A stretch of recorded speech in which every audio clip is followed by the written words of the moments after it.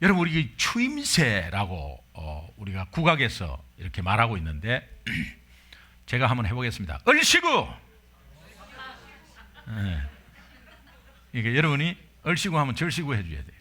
예. 얼씨구 하면은 제가 얼씨구 하는데 절씨구 이렇게 하면 안 돼. 예. 얼씨구. 지화자. 이게 이제 추임새거든요. 예.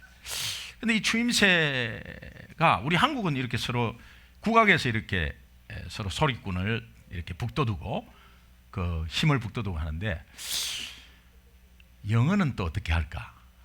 영어의 추임새가 이렇게 영어에도 추임새가 있죠. 서로가 이렇게 격려하고 힘을 주고 하는 추임새가 있죠. 예. 영어를 이렇게 가만히 보니까는 뭐 특별하게 그거 하는 건 없는데 이 미국 사람들이 조그만한 일에도 놀라는 거 있잖아요. 예. 와우 이렇게. 근데 뭐 와우 할 일이 아닌데 조그만 일에도 아이가 조금 뭘 잘해도 원더풀 그러고요. 예. 그리고 옆에서 또 막 이렇게 이야기를 이렇게 하면은 옆에서 같이 맞춰줘요. 가만히 듣고 있는 게 아니라 야 이렇게. 네. 이게 추임새죠. 네. 아이들한테 아이가 조금만 잘해도 굿잡 잘했다고 그러고 이렇게 칭찬해주고 격려하고 이게 이제 추임새인데 신앙생활도 똑같은 것 같아요. 신앙생활도 우리가 영적 추임새가 있습니다. 하늘나라에 굉장한 시너지 효과를 내는 거거든요, 이게. 그래서 보통 우리가 설교자가 할렐루야 이러면 여러분 어떻게 추임새예요? 아멘. 할렐루야는 여러분 하나님을 찬양합시다 이제 이 뜻이거든요. 그러면 저도 그렇게 할게요. 이렇게 아멘. 또 앞에 말씀을 전체를 전하는 것을 통틀어서 이 전체 말씀에 하나님께 영광을 돌립시다. 앞에 말씀한 전체를. 그래서 할렐루야 이러면 여러분은 그렇습니다. 저도 그 앞에 말씀에 동의하고 같이 따르겠습니다. 아멘 이렇게 순종하는 것. 이제 이런 것도 추임새죠. 오늘 본문의 핵심은 신실하신 하나님께서 이제 다윗을 주권적으로 부릅니다. 불러주시는 건 하나님의 주권이니까 주권적으로 부릅니다. 근데 그 부르심에 추임새, 영적 추임새, 이 추임새하는 다윗의 자세와 행동을 오늘 예의주시해서 한번 바라봤으면 좋겠습니다.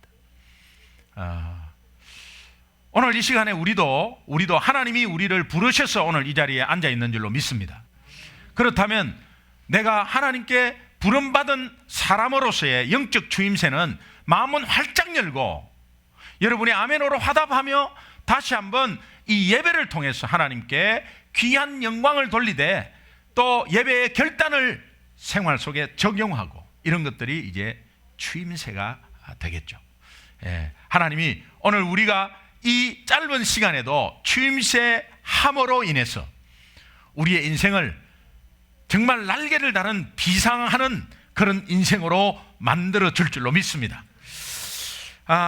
이게 제가 다시 한번 이렇게 묵상하면서 다윗을 하나님이 불러주셨는데 왜 하필이면 다윗이었을까? 그 시대에 그 당시에 훌륭한 사람이 많았어요. 근데 왜 다윗이었을까? 이스라엘 자손 중에 참 훌륭한 사람들이 많았는데 다윗을 왜 불렀을까? 이런 생각을 좀 해봤습니다. 우리는 당연히 다윗은 그렇게 하나님의 부름을 받은 것이고 또 다윗이 그렇게 부름받음으로 인해서 당연히 왕이 되었고 또 이 하나님 나라를 다스리는 당연한 왕으로서의 그러나 그 계보에 예수 그리스도가 나온다는 걸 우리가 이미 다 알고 있습니다. 그런데 처음에 불렀을 때 왜 다윗이었을까 하는 것에 제가 한번 묵상을 해봤습니다. 여러분 우리가 잘 아는 사무엘이 이스라엘 왕을 세우고 택할 때에 이새의 집에 갔습니다. 이새의 아들들이 7명이 있었습니다. 첫째 이 사무엘이 엘리압을 바라보는 순간 그 외모가 수려하고 얼마나 뛰어나게 잘생겼는지 하나님이 허락한 왕은 쟤구나, 그런 마음을 가졌어요. 그래서 하나님께 여쭤봤더니 하나님이 아니라는 거예요. 둘째 아비나답이라는 아들에게 봤더니 아비나답이 너무 인물이 좋아요. 그래서 둘째인가 보다 라고 했는데 둘째도 아니라는 거예요. 그럼 셋째는 삼마라는 아들이 있는데 삼마를 보면서 셋째인가 이렇게 자꾸 내려가다가 아니라는 거예요. 하나님이 여덟째, 아주 말째라고 하는데 저 막내 여덟째 다윗이라는 겁니다. 사무엘은 다윗이 아닌 것 같아요. 아버지 이새도 생각지도 안 했습니다. 그런데 이스라엘의 왕은 다윗이라는 거예요. 여러분, 그 당시에는 장자가 그 뭔가를 다 가지잖아요. 장자가 첫 번째 우선권이에요. 그런데 엘리압을 마다하고 저 밑에 말째 여덟 번째 다윗을 하나님은 택했다. 왜 그랬을까? 왜 그랬을까? 우리 사무엘상 16장 보면 16장 7절에 우리가 너무도 잘 아는 말씀이 나오는데요. 그것은 사람은 외모를 보거니와 하나님은 무엇을 보신다? 중심을 보신다. 사람은 외모를 본다. 여러분, 원어를 올라가면 외모라는 말은 없습니다. 이게 70인역에 번역이 되면서 헬라어로 번역이 되면서 외모라고 번역을 했어요. 근데 그 번역이 맞아요. 원어로 이제 해석을 하면 사람은 눈으로 보나 하나님은 중심을 보신다. 눈으로 본다 이렇게 돼 있어요. 여러분, 우리의 영적인 눈이 아니잖아요. 육적인 눈은 겉만 볼 수밖에 없어요. 예. 10길 물 속은 알아도 한 길 사람 속은 몰라요. 그러니까 우리가 어떻게 판단하고 하겠어요? 그 판단 자체가 안 되는 거예요. 그래서 여러분은 판단하면 안 되는 거예요. 사람을 판단하는 것은 사람이 하는 것이 아니에요. 하나님이 하시는 거지. 우리는 마음대로 판단하고 정죄하지 않습니까? 예. 어떻게? 생긴 대로 놀고 있다. 근데 그렇게 할 줄 알았어. 생긴 게 그 모양인데 뭐. 여러분, 우리 선입관으로 딱 보면은 아주 험상궂게 생겼으면 꼭 험상궂게 하더라고. 진짜 생긴 대로 놀대요. 그런데 그런 선입견을 가지면 안 된다는 거예요. 우리가 눈으로 판단하고 그냥 눈으로. 그런데 하나님은 중심을 보신다. 정말 엘리압, 이 사무엘마저도, 선지자 사무엘마저도 엘리압을 볼 때 외모를 봤어요. 외모를 봤어요. 그러니까는 참 수려하게 생겼다. 하나님 왕으로 세우면 백성들이 그냥 줄줄줄줄 따르겠구나. 그걸 이제 보는 거예요. 그런데 하나님은 외모로 판단하지 말아요. 우리 옆에 있는 사람한테 한 번만 인사합시다. 제 외모가 어때요? 외모로 판단하지 맙시다. 인사하세요. 외모로 판단하지 맙시다. 외모로 판단. 제가 눈이 작아도 볼 거 다 봐요. 외모로 판단하지 마세요.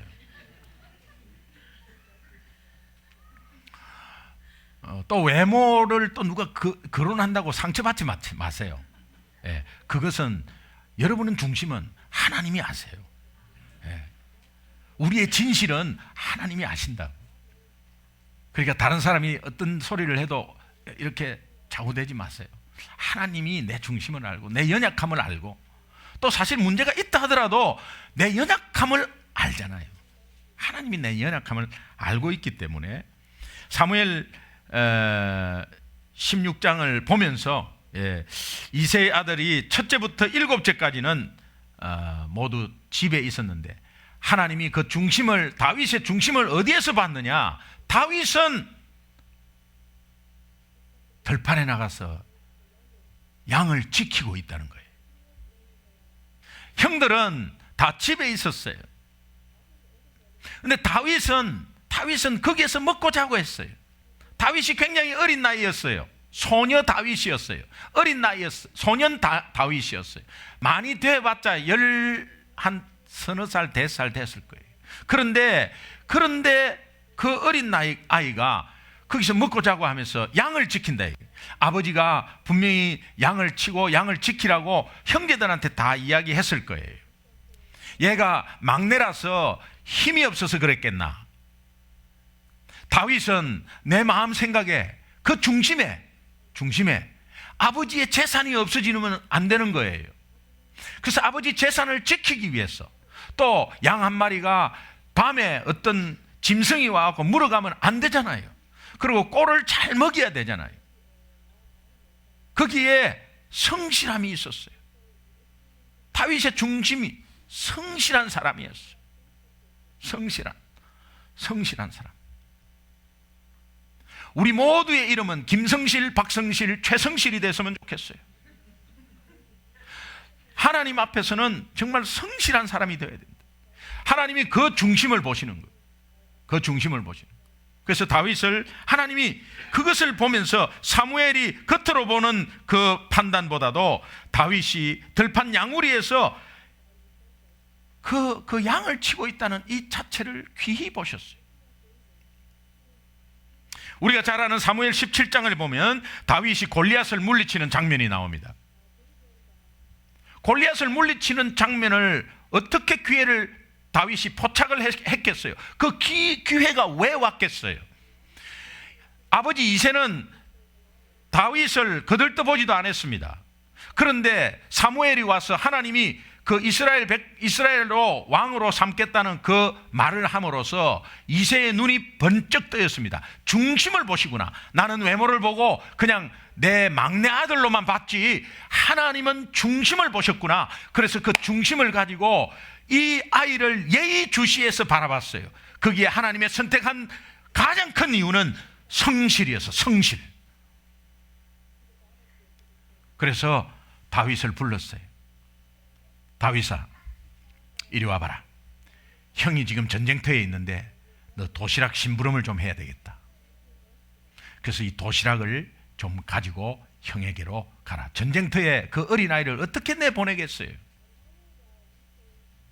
다른 형들도 또 있었습니다. 그러나 형 3명이 전쟁터에 나가 있었어요. 나머지 형은 있었어요. 4명이 집에 있었어요. 그런데 막내를 아버지가 시키는 겁니다. 심부름을 아버지가 왜 시켰겠어요? 다윗의 성실 때문에 그래요. 제가 어릴 때 제가 막내였거든요. 모든 심부름은 내한테 다 시키는 거예요. 얼마나 화가 났다고. 막내의 서러움 아세요? 그런데 오늘 이 묵상하면서 아버지가 저에게 심부름 시키고, 어머니가 저에게 심부름 시키고, 형이 저에게 심부름 시키고, 매 밤늦게 골목, 그 긴 골목을 무서워서 뛰어가고 과자 사오고, 그냥 그 옛날에는 올빼미가 있어서, 올빼미가 그 전봇대에 올빼미가 다 그걸 지나갈까 말까 지금도 생각이 나요. 그러면서 심부름 시킨 사람을 원망하고, 그러면서 그래도 그 사왔어요. 그런데 지금까지도 좀 원망하고 있었거든요. 그런데 제가 오늘 이 본문 말씀을 통해서 너무 감사했어요. 아버지가 제 성실을 봤구나. 성실하니까. 다윗이 그 성실성에 아버지에게 인정받아갖고 도시락 심부름을 한 그 성실 때문에, 심부름 때문에 골리앗을 물칠 기회를 유일하게 가진 것입니다. 그것 때문에 다윗이 백성의 칭송을 받고 왕이 되는 결정적인 계기가 되는 거예요. 하나님이 여러분들을 여러분 성실 때문에 불렀어요. 그러면 성실과 믿음이 플러스하면 바로 태어나는 것이 순종이라. 그래서 사무엘은 사무엘 15장 22절에 순종이 제사보다 낫고 들음이 수양의 기름보다 낫다고. 그래서 이 성실과 믿음이 합해지니까 순종으로 생산이 되어버리는 거예요. 그래서 이 아버지가 그 성실을 봤어요. 그런 가운데서 믿음이 있으니까 순종을 해버리죠. 아빠 나 안 가. 그 전쟁터에 무서워. 뭐 이렇게 할 수도 있죠. 아, 형이 있는데 왜 내가 가냐고. 그렇게 할 수 있죠. 여러분, 오늘 우리에게 맡겨진 기회가 있어요. 하나님이 우리에게 귀한 기회를 주셨어요. 그러면 거기에 내 믿음이 플러스 돼서 내가 성실과 내 믿음이 플러스 돼가지고 아멘 그렇게 할게요. 순순히 순종을 하게 되면 하나님이 귀한 결과에, 엄청난 결과의 결과물이 와요. 그것은 우리 인생이 정말 하나님께서 비상시키는 귀한 결과가 오게 되어 있습니다. 그것을 꼭 잡으시기 바랍니다. 제가 이 말씀 묵상하면서 저의 지난 날을 조금 돌아봤어요. 제가 오늘 이 목사가 소중한 교회 목사하기까지 거슬러 이렇게 쭉, 물론 여러분들과 간증을 많이도 나누고 또 훈련시킬 때, 제자 훈련할 때 서로 많이 나눴어요. 그런데 거슬러 올라가 쭉쭉쭉쭉쭉쭉 올라가니까 제 초신자 때가 기억이 났어요. 아무것도 몰랐을 때, 성경 아무것도 안 읽었을 때, 몰랐을 때예요. 그저 그냥 나 예수 믿고 하나님 자녀 되었다, 그 확신은 있었어. 목사님이 저를 부르는데 그때 저희 교회 자체가 한 1000명 정도 되었어요. 1000명 되는데 목사님이 어떻게 초신자를 부르겠어요? 아무것도 모르는 사람을. 근데 기회를 주셨어요. 무슨 기회를 주셨냐? 김기동 성도님, 토요일 날 오후 3시에 시간이 나세요. 뭔가 시키려고 하는 거 아니겠어요? 뭔가 시키려고 하는 거예요. 그런데 저는 토요일 오후 3시 시간 절대 나지를 안 했어요. 왜? 여직원 한 명으로 7평짜리 사무실에서 사업을 시작했는데 얼마 되지 않았어요. 제가 북치고 장구치고 다 한 거예요. 제가 납품하고 제가 수금하고 토요일 날 오후 5시가 마감이라 저는 거래처에 제가 갑이 아니에요. 을이에요. 갑 15개 업체를 제가 싹싹 빌도록 해가지고 제가 거래를 하고 있었어요.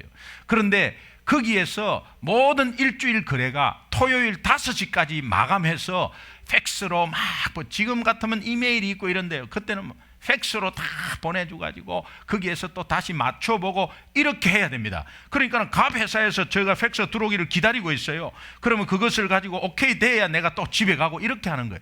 그럴 때 그 토요일이 3시부터 5시까지가 피크 타임이에요. 최고 바빴어. 그런데 어떻게 제가 그렇게 대답을 했는지 모르겠어요. 김기동 성도님, 토요일 오후 3시에 시간이 납니까? 분명히 목사님이 시간이 납니까 했을 때, 나를 불렀을 때 뭔가 다른 성도도, 참 믿음이 좋은 성도도 굉장히 많았는데 나를 부른다는 것은 뭔가를 주시려고 하는 것이고 나는 이 기회를 잡아야 되겠다라는 생각에 내가 대답을 하고 나서 우선 믿음으로 대답하고 나중에 돌아가서 내가 15개 업체를 찾아가든지 어떻게 하든지 다 시간을 한번 조정해 봐야지. 안 되면은 거래를 못 하는 거지 뭐, 이런 생각을 했어요. 여러분, 그게 돈하고 직결되는데 그런 생각이 들었어, 이상하게. 그래서 그냥 사실은 바쁜데 한번 시간 내볼게요, 이런 말도 안 했어요. 그냥 김기동 성도님, 토요일 날 오후 3시에 시간이 나세요? 예, 납니다. 그랬어요. 그러면은 3시까지 교회로 오세요. 뭐 하시는데요? 와보면 압니다. 그래. 예, 알겠습니다. 그러고 나서 그 주에 그냥 출근해가지고 막 팩스 보내고 토요일 날 어떻게 해갖고 이렇게 하겠습니다. 좀 양해를 구해주시면 좋겠습니다. 제가 뭐 교회를 나가서 뭐 이런 말은 안 했죠. 그러나 여러 가지 우리 회사 사정에 어떻게 이렇게 너무 감사하게 15개 업체가 그렇게 먼저 하시라고. 그래가지고 2시에 마치게 됐어요. 그것 때문에 우리 회사가 정말 그때 토요일 날 그냥 2시에 마치는 걸로 그냥 픽스트가 된 거예요. 여직원 한 명은 전화 받는 여직원이었어요. 얼마나 좋아하는지. 어머 사장님 하면서요. 예, 3시간을 빨리 마치니까 말이에요. 똑같은 봉급에. 그러니까는 얼마나 그래가지고 이제 3시에 나갔지. 나가가지고 목사님 뭐 하는데요 하니까 저하고 같이 서울대공원에 전도 갑시다 그래. 나는 그때 전도라는 것도 몰랐어요. 어떻게 하는지도. 그래서 양로원 고아원에 찾아가는 줄 알았어요. 그래서 제가 먼저 탁 말한 게 저하고 전도나 서울대공원에 갑시다. 그러니까 위문품 있으세요? 그랬어요. 제가. 얼마나 모르면 전도 나가는데 위문품을 가지고 나가는 건 줄 알았어요. 왜? 양로원 고아원에 가는 건 줄 알았어요. 서울대공원 있는데 거기에 가는데 고아원이 하나 있거든요. 근데 거기 가는 줄 알았어요. 위문품은 어디 있냐고. 무슨 위문품? 그러더라고요. 목사님이 무슨 위문품? 그래가지고 따라 나섰어요. 거기에 대박이 터져버린 거예요. 그날 한 명이 술을 먹고 앉아가지고 있는 그분을 전도하게 됐는데, 이분이 그냥 교통사고가 나가지고 자기 실수로 교통사고 나서 자녀가 약간 불구가 됐어요. 그 죄책감에 십몇 년을 술만 먹고 있는 거죠. 그분을 만나게 됐어요. 제가 교통사고로 하나님 만났거든. 그래서 저는 교통사고로 그냥 우리 아이가 109반을 깊고 후유증이 있는 가운데 그 죄책감이 있을 거 아니에요. 저도. 그런데 하나님 앞에서 이렇게 섰다는 것을 제가 말씀해 드렸어요. 성경 기준은 몰랐어요, 제가. 그러니까 옆에서 우리 목사님이 딱 복음을 제시하더라고요. 그래가지고 울면서 예수 영접하는 거기에 그냥 필이 꽂힌 거예요. 그 사건이 기다리고 있었어요. 그렇게 해가지고 제가 여기 정말 전도를 하게 됐어요. 전도를 하기 시작했어요. 그러니까는 금요일 날 철야 예배 때 금요일 날 우리 목사님이 김기동 성도 나왔네. 와서 전도한 거 간증 10분만 좀 하지. 그럼 이제 제가 올라가고 10분 동안 했어요. 시계 이렇게 풀어놓고 10분 동안 했어요.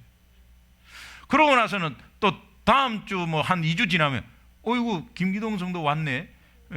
어디 지난주에 그 전도한 그분 한 30분 간증 좀 해주지. 그럼 시계 풀어놓고 30분 했어요.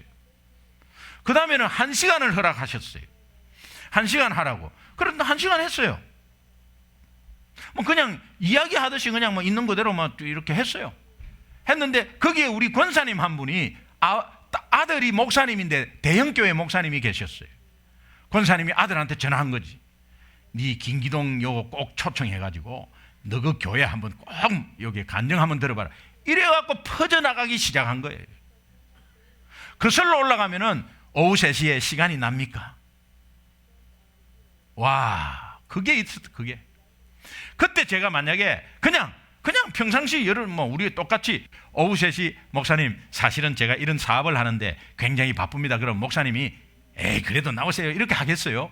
그러구나. 그러면 그렇게 하셔야지 하면서 다른 사람을 찾았을 거예요. 하나님의 역사는 네 아이도 있다는 거거든요. 하나님의 사람은 있어요. 가인이 아벨을 죽여도 아담 하와를 통해서 셋이 나오거든요. 하나님의 나라의 계보는 분명히 남은 자가 있고 거기에 할 일 있는 사람이 분명히 있어요. 그런데 이왕이면 내가 하는 게 낫거든요.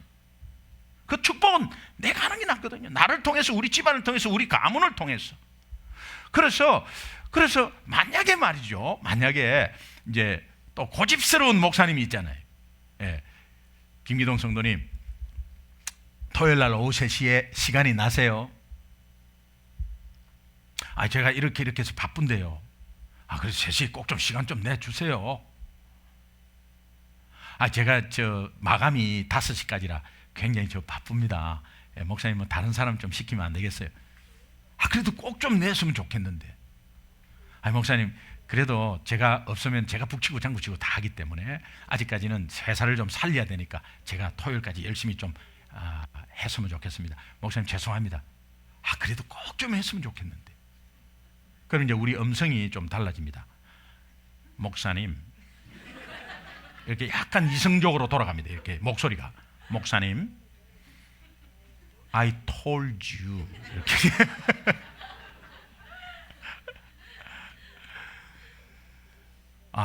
그때 기회를 하나님이 주셨어요. 그 기회가 기회인 줄 모르고 잡았죠, 사실은. 그러나 하나님은 우리에게 늘 이렇게 기회를 주고 계세요. 그 기회를 포착하셔서 여러분 인생이 비상하는 기회를 잡으시기를 주님의 이름으로 축원합니다. 시편 오늘 본문 70절 71절 함께 보겠습니다. 우리 함께 읽겠습니다. 시작. 또 그의 종 다윗을 택하시되 양의 우리에서 취하시매 젖 양을 지키는 중에서 그들을 이끌어내사 그의 백성인 야곱 그의 소유인 이스라엘을 기르게 하셨더니. 지금 하나님께서 주권적으로 먼저 다윗을 불러주셨습니다.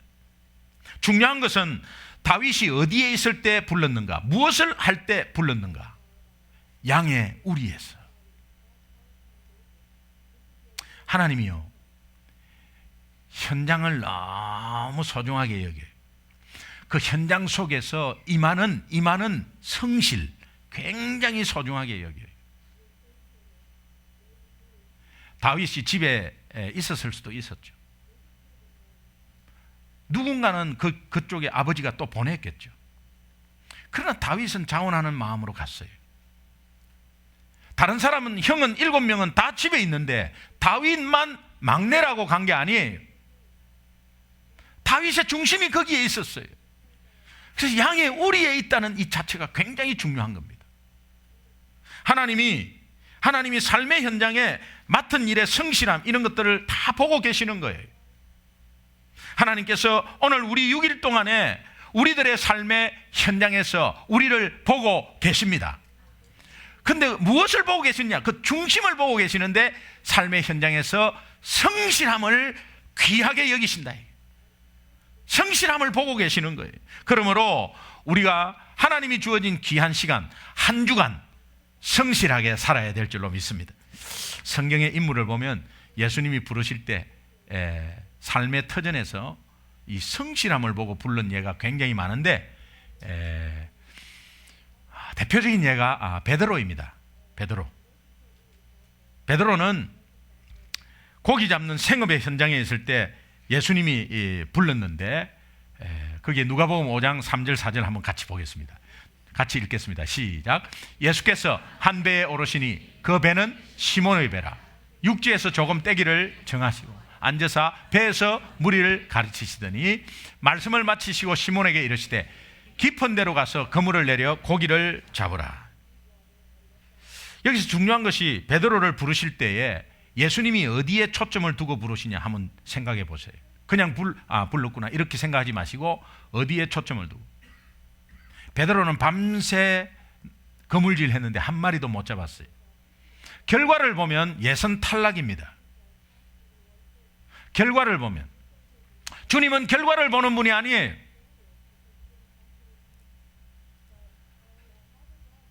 주님이 많고 작음을 보는 게 아니에요. 밤새 고생해서 물고기 한 마리도 잡지 못한 실패자 베드로였어요. 그런데 예수님의 초점은 그가 얼마나 성공했나, 얼마나 큰 물고기를 많이 가지고 있나, 얼마나 많이 가졌나, 여기에 기준이 있지 않습니다. 그 힘든 실패의 자리, 그럼에도 불구하고 끝까지 그 자리를 지키면서 성실하게 최선을 다하는 그 중심을 보는 것입니다.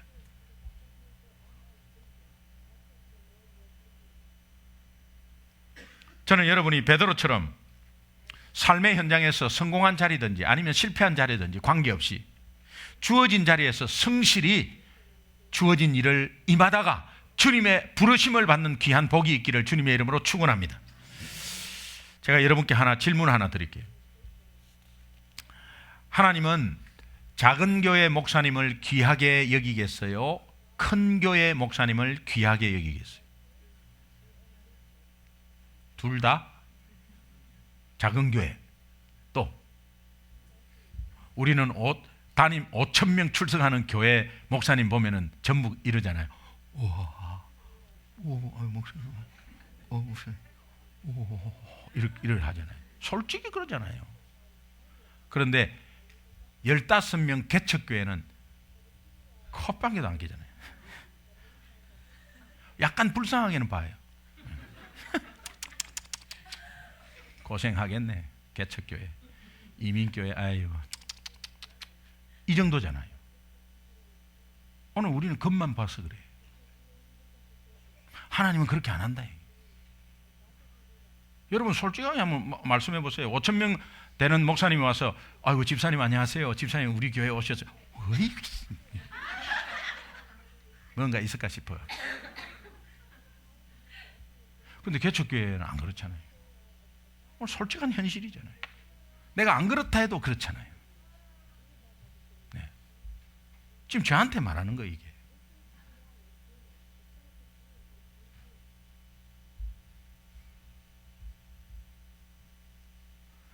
예수님의 기준은 그렇지 않다는 거예요. 큰 교회 목사님을 귀하게 여기느냐, 작은 교회 목사님을 귀하게 여기느냐, 이 기준이 아니라 주어진 목회에 어느 정도 성실하게 목회하고 있느냐, 그거를 귀하게 여긴다는 거예요.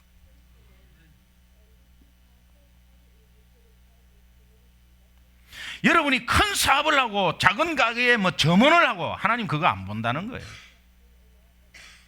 어느 정도 그 자리에서 성실하게 하고 있는가를 본다는 것입니다. 여러분 삶을 한번 돌아보시기 바랍니다. 여러분 마태복음 25장 우리 잘 아는 5달란트, 2달란트, 1달란트 비유가 있습니다. 5달란트, 2달란트 맡긴 사람을 칭찬하고 1달란트 맡긴 사람을 책망합니다. 칭찬과 책망의 중심을 잘 보면 5달란트, 2달란트 남긴 사람에게 잘하였도다, 충성된 종아 하면서 그 뒤에 네가 작은 일에 충성하였구나, 작은 일에 충성하였구나. 이게 뭡니까? 성실성이에요. 성실성을 본다는 거예요.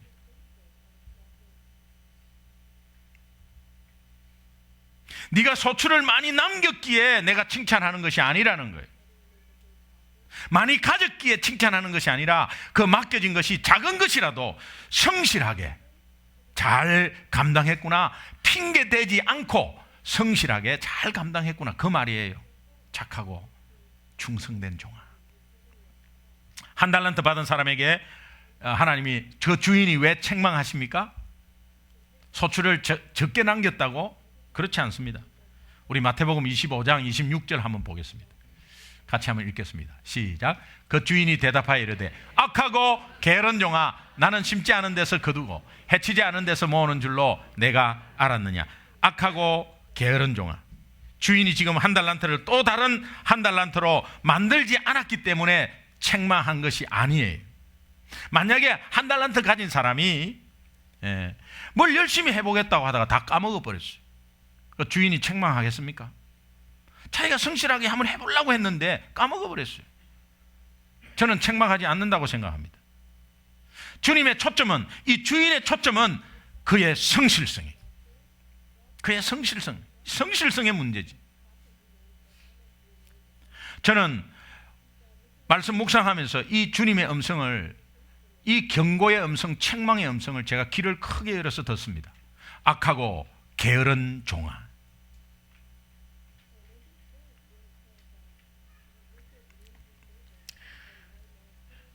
여러분, 저 믿거나 말거나요,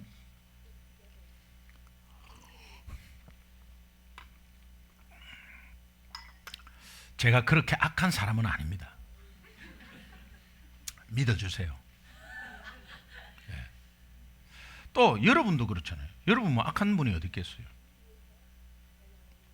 그건 피차 마찬가지예요. 그런데 우리가 꼭 알아야 합니다. 악하고 게으른 종아, 하나님은, 우리 주님은 악한 것과 게으른 것이 동격이라는 거예요.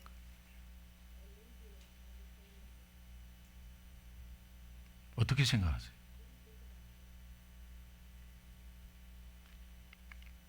김기동 목사가 욕을 하고 성도들을 이용하고 헌금을 횡령하고 이상한 짓을 하면서 아주 독하고 악하고 못된 하나님의 종, 당연히 그렇게 판단되어야 합니다. 그러나 그런 짓을 안 해도 목회를 게으르게 하고 있으면 악한 거예요. 악하다 이 말이에요. 똑같다 이 말이에요. 하나님은 똑같이 치는 거예요. 여러분 어떻게 생각하세요? 그 여러분은 어떻습니까? 악한 일 별로 한 거 없어요. 내가 욕도 한 것도 없어요. 그냥 옆에 있는 사람한테 내가 못 살게 군 것도 없어요. 그런데 여러분의 삶은 게으르지 못하면 악한 종이에요. 게으르면 악한 종이에요. 신앙생활에 혹시 게으르지 않습니까? 영적으로 혹시 게으르지 않습니까? 악하고 게으른 종아.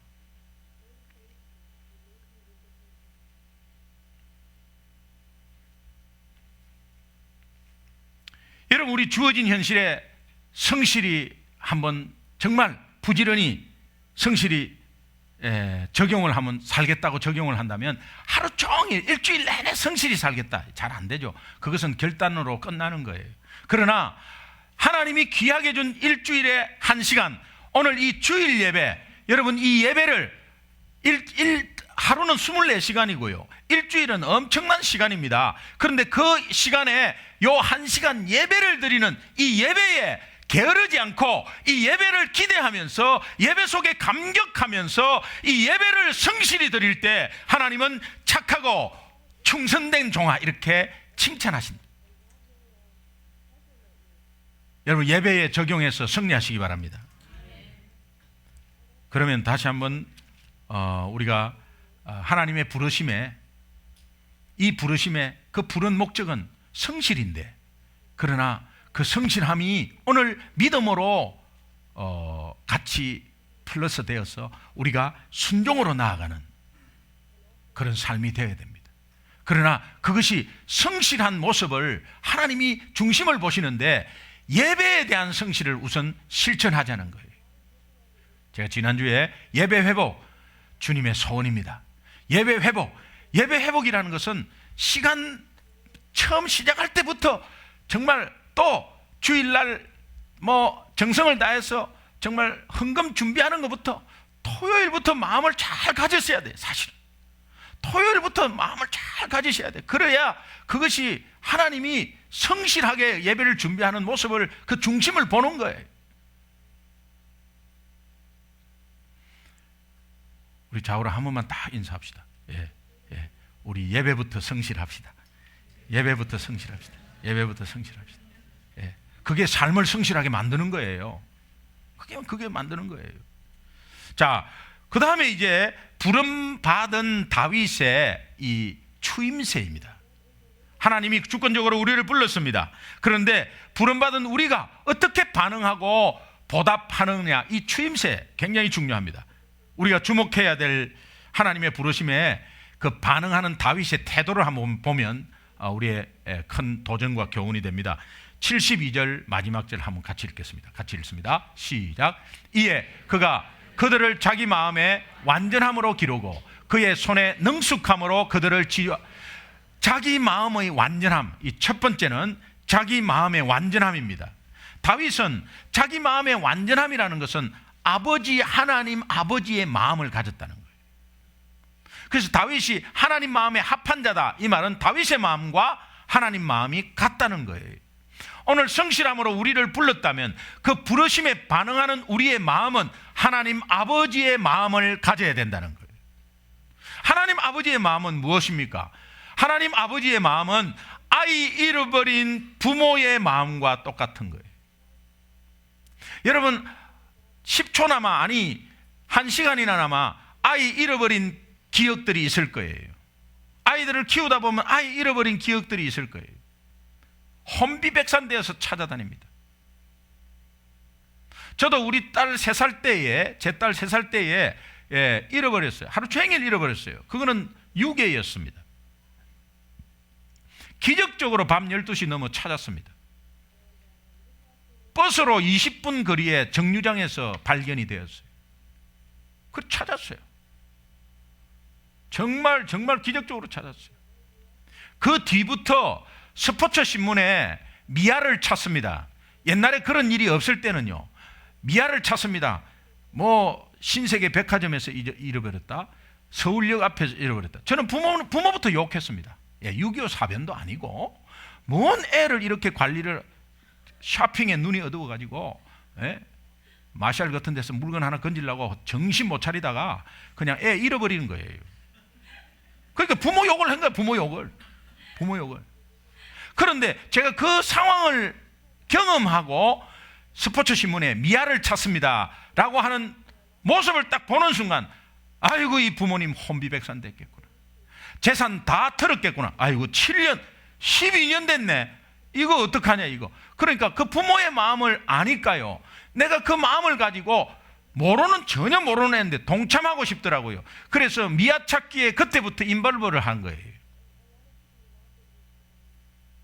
하나님 아버지의 마음을 알면 하나님 아버지가 무엇을 하기 위해서 이 땅에 오셨다는 것을 알게 되고, 그 이 땅에 오셨을 때의 그 하신 일을 알게 되고, 십자가의 핵심이 무엇인가를 알게 되는 거예요.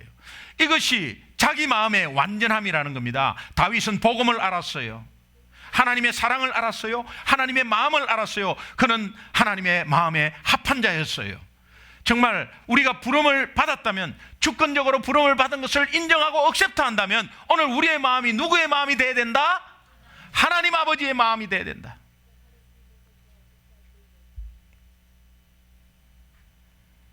두 번째, 그의 손의 능숙함입니다. 그의 손의 능숙함. 이것은 노력해서 실력을 쌓아라, 그래서 이스라엘을 지도하라는 거예요.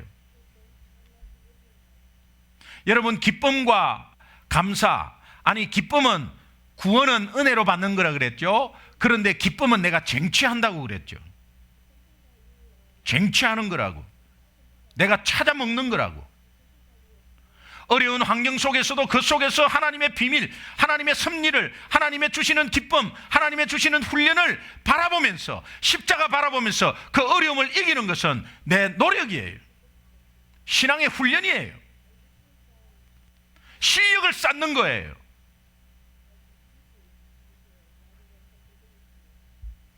우리 2013년 교회 표어가 무엇이죠? 복음으로 정복하고 섬김으로 다스리자. 복음으로 정복하고 섬김으로 다스리자. 영적으로 간절히 바라옵기는, 담임 목사로서 영적으로 저의 손이 능숙해서 섬김의 도로 하나님의 귀한 사랑에 보답하기를 간절히 소원합니다. 제가 정말 손의 능숙함으로. 여러분, 요한복음 21장 5절에 보면 부활하신 예수님이 밤새 거물질하다가 헛거물질한 이 베드로 일행에게 5명의 제자가 있었어요. 그 얘들아 고기가 있느냐 그랬어요. 그때 얘들아 고기가 있느냐, 이 고기, 신약 성경의 고기는 익두스입니다. 물고기는 익두스예요. 많이 나와요. 물고기가 많더라, 거물이 찢어졌더라, 뭐 물고기 익두스예요. 그런데 요한복음 21장 5절에 나오는 이 말은 유독 예수님이 처음이자 마지막 선 한 단어예요. 프로스파기온이라는 단어예요. 이것은 굉장히 상을 차렸는데, 그 상을 차린 거기에 가장 맛있는 음식을 말해요. 굉장히 귀한 것을 말해요. 예수님이 최초로 쓰고 마지막으로 쓴 말이에요. 프로스파기온이라는 단어예요. 얘들아 프로스파기온이 있느냐, 이렇게 말하는 거예요. 거물질을 했는데 네 마음속에 가져야 될 가장 중요한 것이 무엇이냐? 그것은 섬김이라는 거예요. 섬김은 뭐냐? 영혼 사랑에서 나온다는 거죠. 그래서 우리의 가지고 있는 가장 귀한 것, 내가 영적으로 손으로 능숙한 게 뭐냐? 섬김이라는 겁니다. 섬김. 내 마음의 이웃을 섬기고, 내 마음의 성도를 섬기고, 내 마음의 봉사를 할 때에 하나님의 사랑 가운데서 섬김이 그 귀한 것이 있느냐고 우리에게 물어보고 있습니다. 나는 너의 성실을 보고 너를 불렀다. 너의 추임새가 도대체 무엇이냐?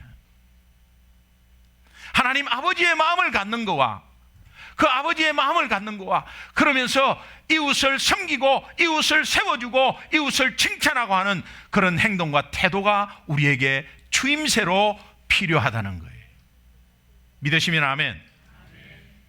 특별히 여러분의 일터 봉사의 자리에서 맡고 있는 일에 여러분의 손이 능숙하여 세상을 잘 섬기는 여러분 되시기를 주님의 이름으로 축원합니다. 마지막으로 저는 결론 내겠습니다. 손의 능숙함, 섬김입니다. 섬김. 그것은 영혼 사랑의 마음이 있어야 됩니다. 오늘 다윗처럼 우리도 하나님의 부르심에 이 멋진 추임새로 반응하기 위해서 다윗이 한 것대로 내 마음의 완전함, 하나님 아버지의 마음, 한 영혼이 불쌍하고 저 영혼이 다운되어 있으면 세워줘야 되는 그 영혼을 바라보는 아버지의 마음. 그 하나님 아버지의 마음에 그 찬양 가사가 있는데 우리 한번 읽어봐요. 같이 찬양 가사를 보면 여러분이 좀 마음에 와닿을 수 있어요. 같이 읽어봐요. 시작. 아버지 당신의 마음이 있는 곳에 나의 마음이 있기를 원해요. 아버지 당신의 눈물이 고인 곳에 나의 눈물이 고이기를 원해요. 아버지 당신이 바라보는 영혼에게 나의 두 눈이 향하기를 원해요. 아버지 당신이 울고 있는 어두운 땅에 나의 두 발이 향하기를 원해요. 나의 마음이 아버지의 마음 알아 내 모든 뜻 아버지의 뜻이 될 수 있기를. 나의 온몸이 아버지의 마음을 알아 내 모든 삶 당신의 삶이 되기를. 오늘 제목같이 부르심과 부름받음의 추임새, 이것은 제가 결론으로 이렇게 한번 맺고 싶습니다. 오늘 하나님이 우리의 성실함으로 우리를 부른다고 해요. 그 중심을 보시면서 성실함으로 부름받음의 반응은 하나님 아버지의 마음을 가지고, 그 다음에 섬김의 도에 그 섬김을 할 수 있는 영혼 사랑의 훈련, 또 내가 섬길 수 있도록 내 스스로를 기쁨을 찾고 섬길 수 있도록 훈련하고 섬길 수 있도록 연습하고 노력하고 하는 이 행동, 이런 것들이 하나님 앞에 추임새가 될 때 하나님이 우리 인생을 크게 들어높이 세워주셨어. 앞으로 상상할 수 없는 우리의 인생이 펼쳐질 줄로 믿습니다. 이것을 저는 통틀어서 제가 아까 말씀드린 대로 이런 하나님을 찬양합시다, 할렐루야, 이렇게 하면 여러분은 큰 소리로 맞습니다, 그런 하나님께 부르심을 받은 우리가 이렇게 추임새 하겠습니다 라는 말로 아멘 하시면 좋겠습니다. 할렐루야. 아멘. 기도하겠습니다.